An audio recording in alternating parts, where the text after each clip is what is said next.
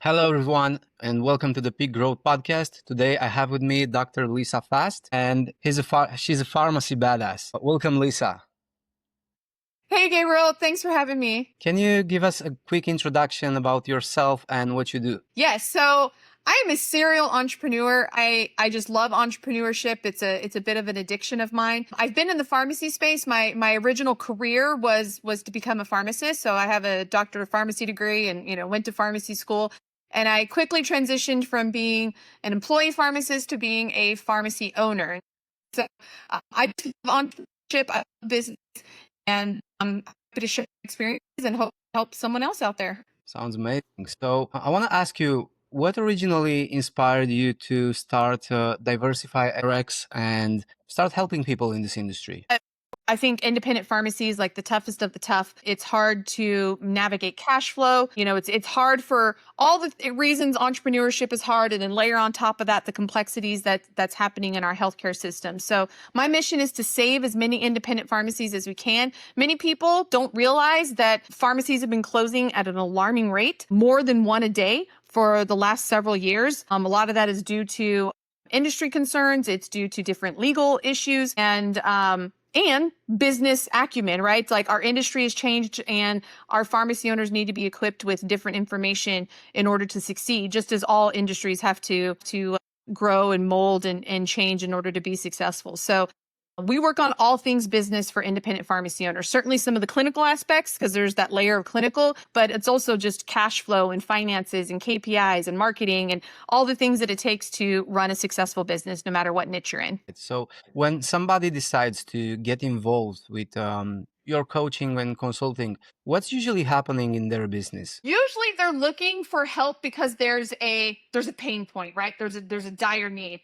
In our world, it's usually cash flow. So where pharmacies are not like a lot of other businesses where, you sell a product, you get paid, you immediately have a profit. There's accounts receivable, there's delayed payments, and so cash flow is the oxygen and lifeblood for independent pharmacies. So usually many pharmacy owners, they look up and out and scream for help whenever they're having a cash flow crisis. And sometimes that can come on in a matter of a couple of weeks. They can be doing great, and then all of a sudden something happens, and a couple of weeks later they're literally days away from not being able to pay their bills and having to close their pharmacy. So a lot of the pharmacy owners that I work with are coming in from some dire straits, some major pain that they need help fixing. I certainly have some of the other side where they're like, hey, we're doing awesome and we want to become more awesomer. We want to buy more pharmacies. We want to grow. We want to scale.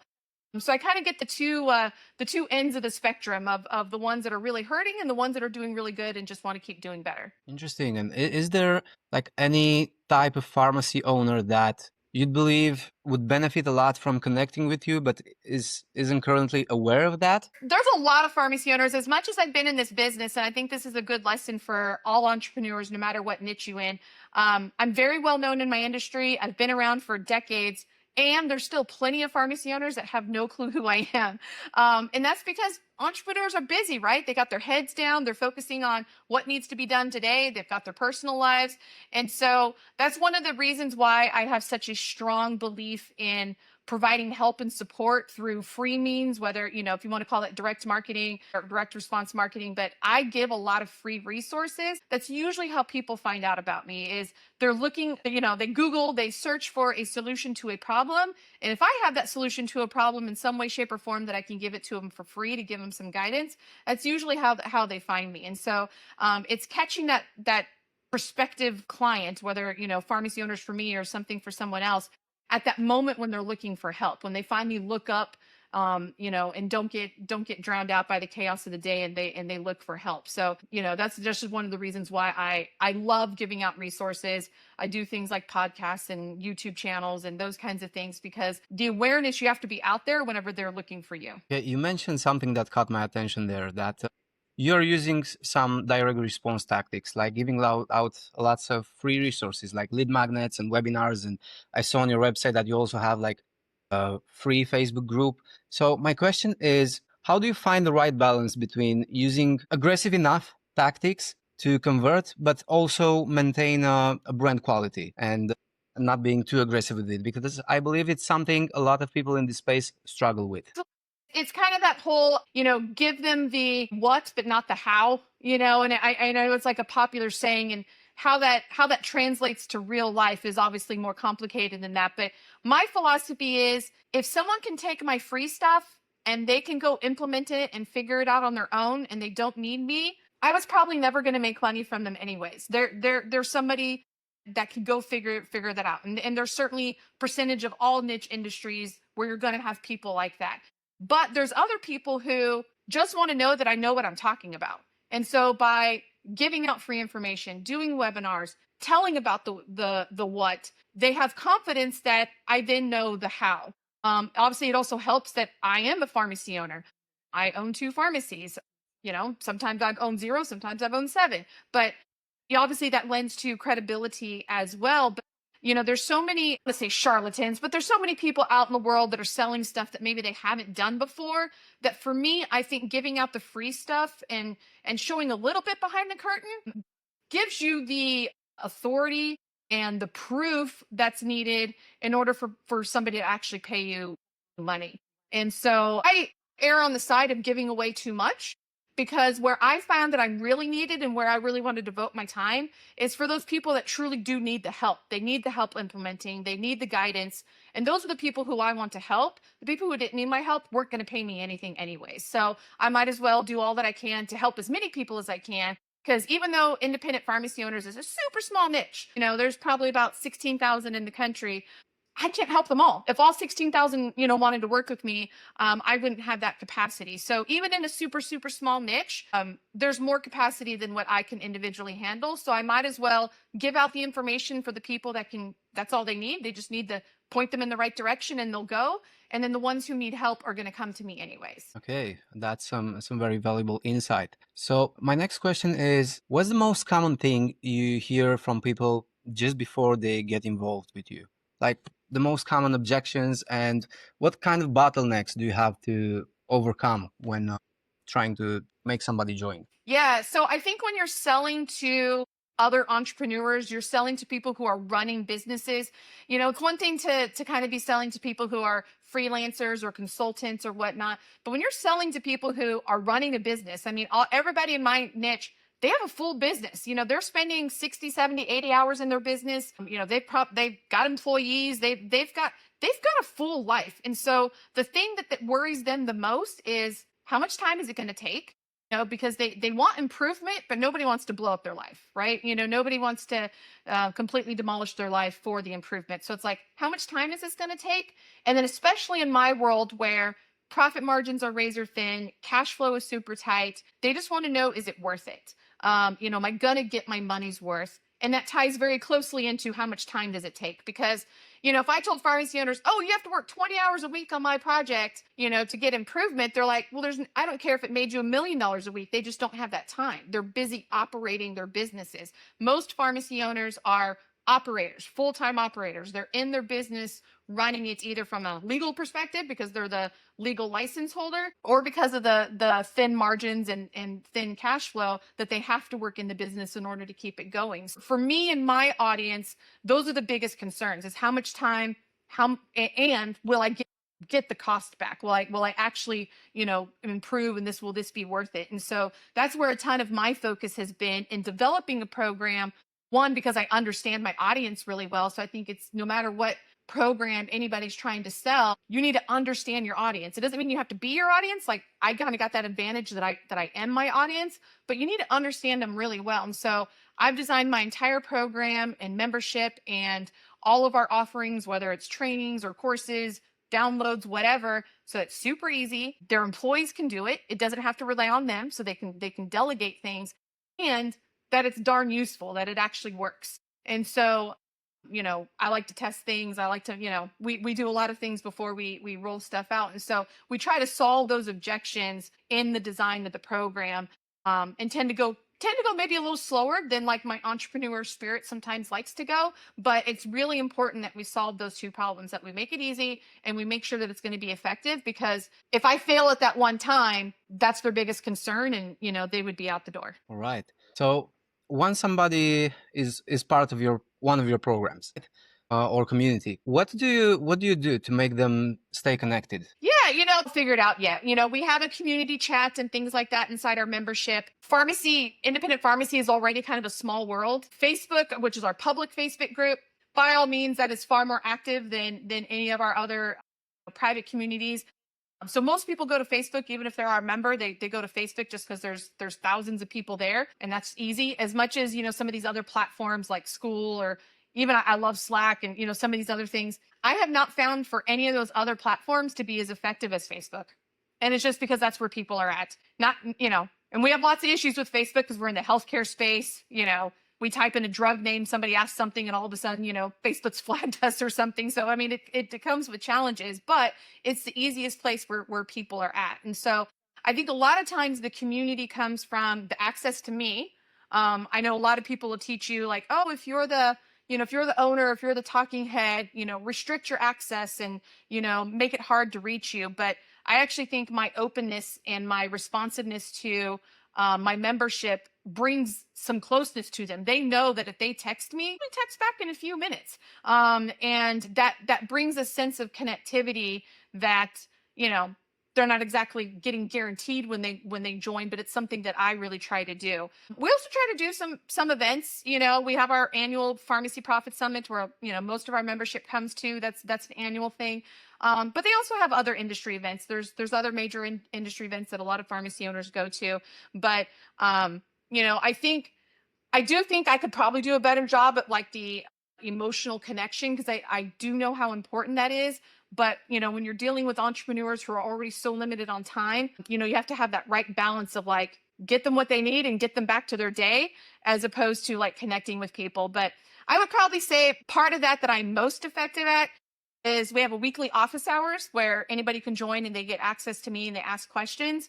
And there's a pretty solid group of people on there that are on there every week. And so they, by default, have gotten to know each other really well. And I'm often told that our office hours is worth the entire membership fee, in and of itself. And I think a part of that is that connection, not just to me and getting their questions answered, but also the connection to the other members that join those office hours. So you said you don't have it fully figured out, but you do have a lot of things in place to keep those people in. So the reason why I ask this question is because I noticed you're running a membership, and I would say it's quite a mid-ticket membership, and most people in your position, from what I noticed, choose to go the route of a one-time high-ticket payment. And because you run a membership, you certainly need to provide as much value and make those people want to stay more than 1 month. And yeah, the things you do are quite a lot. So what I'm curious is, do you know how many people that sign up to the Pharmacy Badass University also come to the Pharmacy Profit Summit? Yeah, so I would probably say at any given time, I would say people who are active members during a summit, it's probably 60 to 70% of the members that are there at the summit. Sometimes it just doesn't work out because of schedules and it's spring break for them or something like that. But there's a good portion of our members that do show up to the summit year after year. There's even people who aren't members that show up to the summit every year. Like that's the thing they do, is they go to the Pharmacy Profit Summit. So it definitely becomes a habit for people. We're on our 8th summit coming up that we're planning for. So, it's got enough regularity that people have made it the habit to join that. And I think it's important, no matter how well we know our niche. I've been in this niche for literally my whole life. I mean, I went to school to become a pharmacist, so pharmacy has been part of my life. I've been an entrepreneur for most of my life. There's always ways to improve, right? Like I don't want to think that I know it all, because then that means I'm not going to be learning and I'm not going to be changing things. I attend a lot of events myself outside of my niche. So I actually don't go to a lot of pharmacy events. Those happen to take place during summer when my second son is doing water polo. So I miss a lot of those. But I go to a lot of other events, whether it's, I've been a part of like Dan Kennedy's mastermind and Ryan Dice's mastermind. And I go to chiropractors and dentists, and I go to lots of other events because I want to see what everybody else is doing in the world. And I try to take what's best and bring that back to pharmacy, because my people don't have time to do that, right? Like they don't have time to go to a bunch of industry events, or the time, or sometimes even the cash to join other masterminds. So I do that. I go grab that information and I bring it back to them in terms of bringing value. And so, to me, value isn't the number of things. although I get stuck on the number of things I offer too. Like we all do that, but value is the impact you make for your customer. All right. Sometimes literally it can be an answer to a text can completely change a decision that they're making. And so to me, my goal is I always want to provide value, even if that value isn't in my pretty little membership that I've created or, a content that I piece that I've done. And so I try to keep that at the forefront of mind that everybody may not log in. There's probably, I think in memberships, there's a ton of statistics that like 65% of people like never even log into the membership or whatever. And so I've struggled with that as a membership owner, trying to meet some sort of metrics and look at things. But it's like some of my people who have never logged into the membership site have never logged in, but they are my most loyal people. They know they can reach me if they need it. And it's like just having that safety net is good for them. So it's like I try not to lose sleep that they're not logging in and seeing my pretty baby that I created, but they're still getting value. And so I think that's hard as the entrepreneur to understand that people are going to receive value different than how maybe you intended them to receive value. Okay. So again, I noticed something interesting. You mentioned that you participate at a lot of the events that are outside pharmacy space. For example, you go to Dan Kennedy events, which are marketing events, right? Hmm. And I believe what I see in your background, is it a ClickFunnels award? Yeah, yeah. Yeah, so I've been part Congratulations. of Russell Brunson stuff before. Yeah. What I wanna ask you is, how important do you believe has it been for your success, the fact that you put in the effort to learn and improve your skills outside of your initial expertise zone? I think it's critical. I mean, I'm smart and I understand pharmacy, but what has, I think, differentiated me, having some different perspective is that exposure to lots of other areas. I'm kind of a marketing nerd. I love marketing. It's if I were to win the lottery tomorrow, I would just do marketing for people. So I naturally gravitate to some of the marketing stuff, but going to like chiropractors or dentists or, these other types of things, I think it's what continues to give me the edge. I've been leading my industry in AI and AI application, and I've done that because I've gone to some AI masterminds and I've done some things, and sometimes they're out of the country, and I'm willing to take that risk of investment because there's always a potential that you get nothing from an investment like that, but truly I've rarely found that to be the case. Most of the time that the one thing you get is worth the entire investment. And so I think it's been critical for my development in creating something that's unique and innovative, that's also practical. Because I think sometimes people innovate for the sake of innovation and then it falls flat because nobody really wanted that innovation. And so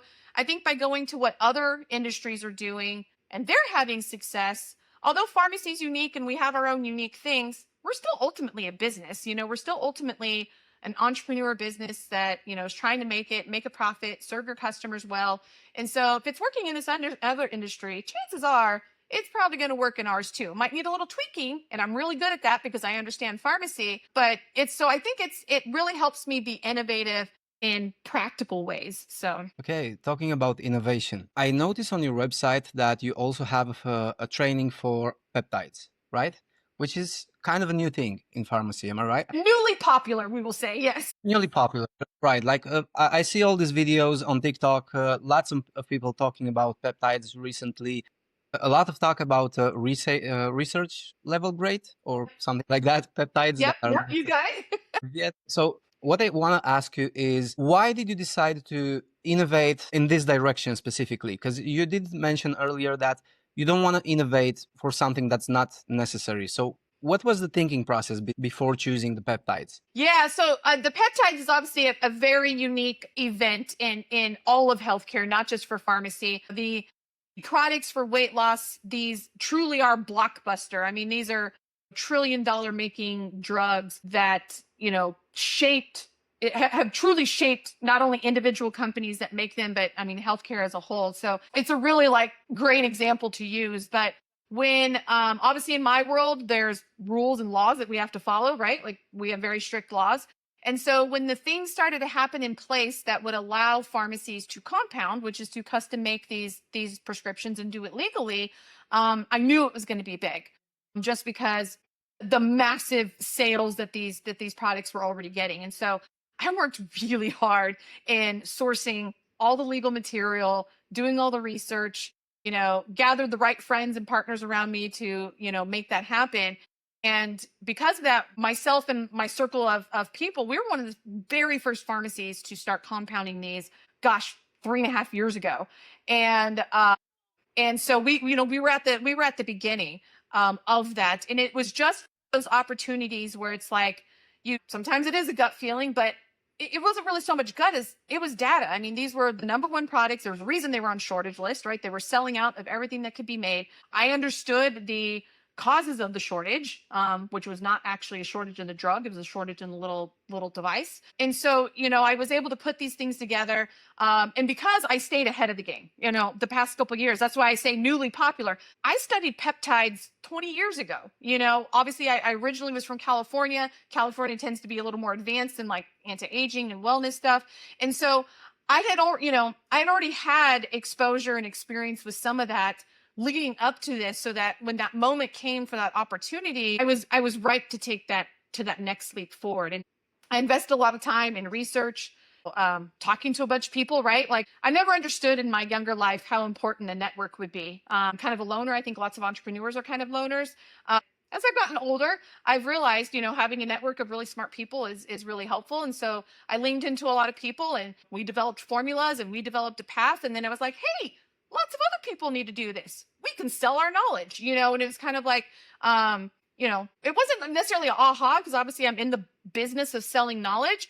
But for a while, I mean, I was doing peptides and helping, my people in my inner circle with it a year before we launched our peptide course, so it, even for people like me who's, entrepreneur minded and wants to make money, it still wasn't as immediate, like, oh yeah, I'm going to go do this. It was once people were asking like, hey, do you have any help? Do you have any resources? Do you do this? And I was like, we should put together a class, and we just did it. And it was kind of, for me, that's where I have confidence in myself, because I've done a lot of things before that I can do this again. Like, I might not have launched a peptide class before, but I've launched classes before, and that's where I think a lot of people, they get, there's that whole like imposter syndrome and things like that. It's because they haven't really done it before. So I know people want to be big and grand, but do something really small. Host a class for high school students. Do something, so that like when that opportunity comes for the next big business thing, you have that experience, and you don't feel those longings for wishing you had more experience. And so, so the peptide really was just the perfect storm. It was, massively popular, massively effective. The laws were very clear of what we were allowed to do. And, now that we're kind of on the other side of that, I'm kind of the anti person now. Whereas, because I do understand the rules and I do understand things, I'm the one telling a lot of people now, don't do it. Like you missed your window, and so obviously in a space like mine with healthcare, there's the layer of regulations and law that a lot of other niche industries don't have to deal with. But I'm often one of the first people to say yes. And I'll also be one of the first people to say no. So no matter how, just because an opportunity is going to go away at some point, because everything has a sunset time, right? And there's a lot of people that tell me now, I wish I would have listened to you and started the peptides 3 years ago. Even at the beginning of this year, they're like, are you doing another live peptide class? And it's like, honey, that boat sailed. like you should have been doing that 2 years ago. And there's still opportunity. Like I actually converted my class into an online class. So we did it in person at first, did several sessions. Obviously that got a little tiring, but we did a lot of sessions, turned it into an online course. People are still buying it. I'm still helping pharmacies because there's still, places in the law that they can do that. But I think it's, I think that particular thing was, and I've said it, kind of a once in a lifetime, like the perfect storm of peptides was not something that comes along often, but there's always opportunities. They aren't always going to be grand slams, but there's singles and doubles and triples. And if you as the entrepreneur aren't setting yourself up to be in the right place to take advantage of it, too many opportunities are going to pass you by, and you won't be able to leap forward. So peptides for us was a big leap forward. It was fun. It was profitable. It was so cool to see all these pharmacies, get their stuff up and going. And I get my dopamine hit from people being successful from the information that I gave them.